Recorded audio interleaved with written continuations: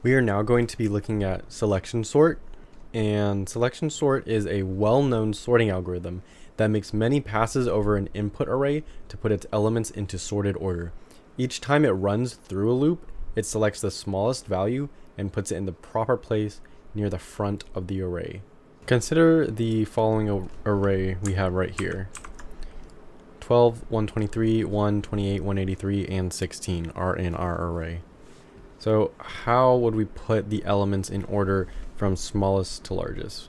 Well, the selection sort algorithm conceptually divides the array into two pieces: sorted elements at the front and non-sorted elements at the back.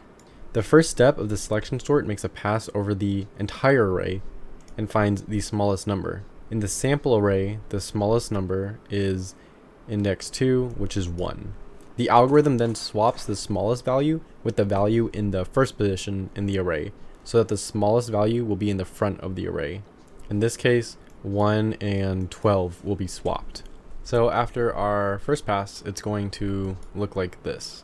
The algorithm then repeats the process of scanning the unsorted portion of the array and looking for the smallest element. On the second pass, it scans the 5 remaining elements, these ones, and it looks for the smallest element. The program will then swap that smallest element, which is 12, with the second index. So these two are going to get swapped.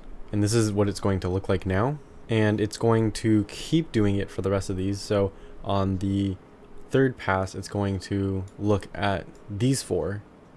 And then on the next one, it's going to look at these 3.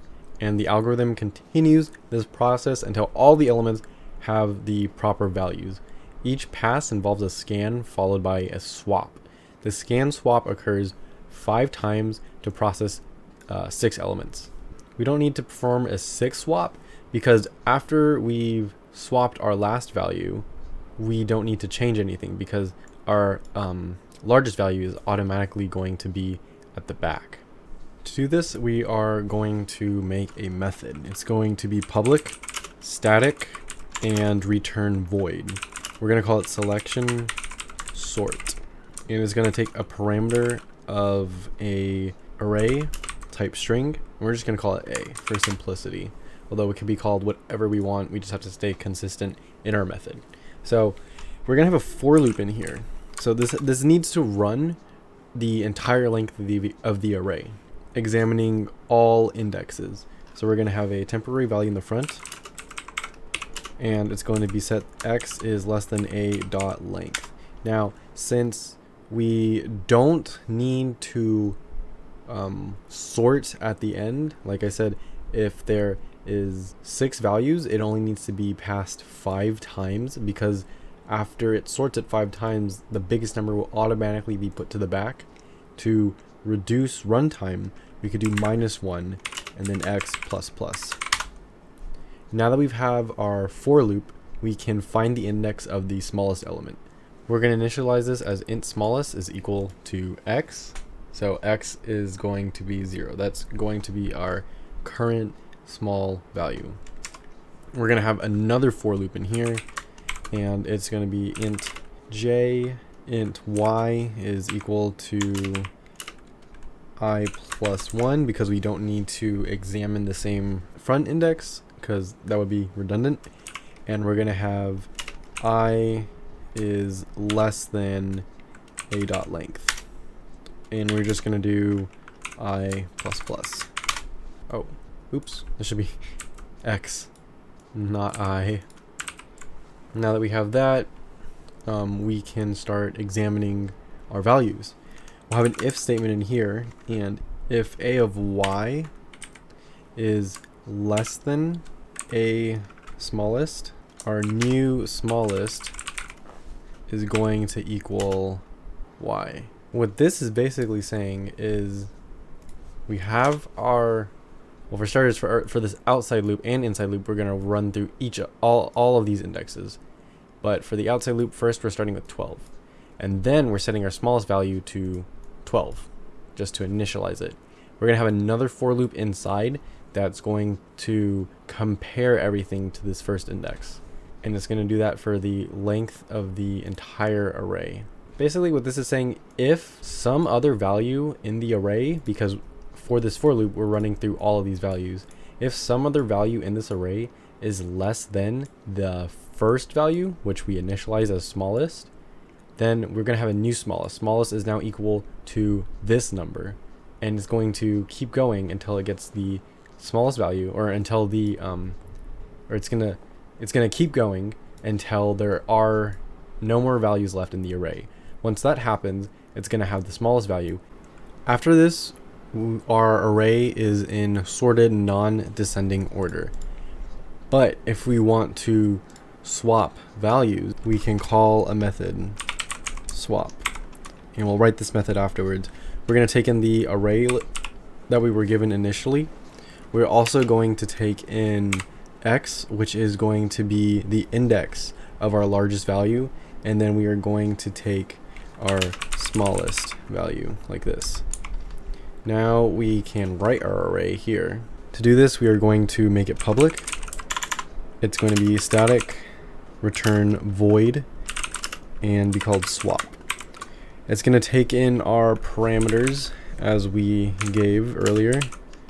We can call it a, int x, and int smallest. After we have our method, we need to swap our largest and smallest values. So what we need to do is create a temporary variable to hold our largest value, and we're going to do int temp is equal to list, and we're going to get the index of the largest value, which would be x. So that should be a, not list. And then next we're going to do a largest value is now going to equal the smallest value. After that, we are just going to have a smallest now equal the largest, which is temp. And that's how we swap our values. Since the selection sort makes roughly n passes over an array of n elements, basically has two for loops, it's going to be big O notation n squared. That's how we would describe it.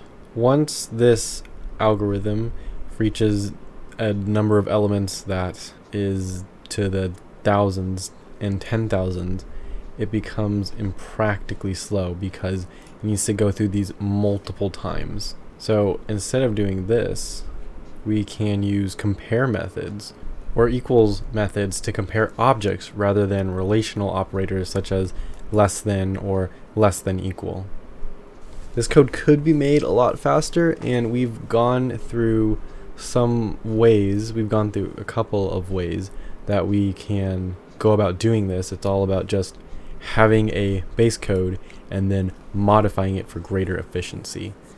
So for summary, the reason why this takes so long is because if we're given this array, but times 10 indexes, times 10,000 indexes, we need an outside loop that's going to go through this entire array, index by index by index. However, we're going to have another for loop inside of it that's going to go index by index by index. So that's basically 2 times the work. It's going to be work squared.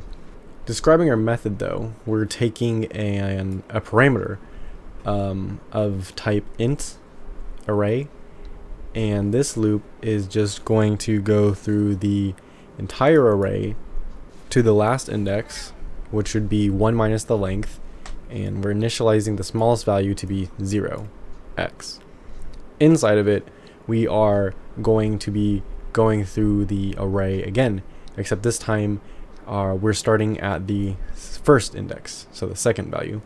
We're doing this for the entire length of the array, incrementing y every single time as we go throughout. If the value at index y for our array is less than the smallest value that we have currently, smallest is going to equal y. So we are basically going to get the index of this array, and we're storing it in smallest.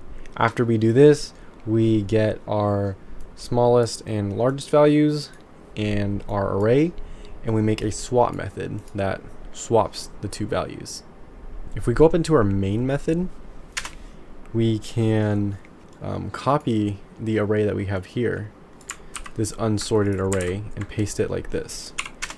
We can call our method, which is selection sort, and pass into it our array, which is nums, and then we can sys out our array. We have to do arrays dot toString nums. So we got an error because I formerly had this as x and it should be y, so that we can compare the y value to a.length. Otherwise we have nothing to compare this to. So after we fix that, it should run, and this gives us our sorted list. I made two mistakes earlier, which was this was x and this was x. After making these both y's and we run this, we get these values like this. And we can see if we print out our array before we do the selection sort, it's going to print it out unsorted like this. After we call it, it's going to be sorted. And that's how we write our selection sort and swap methods.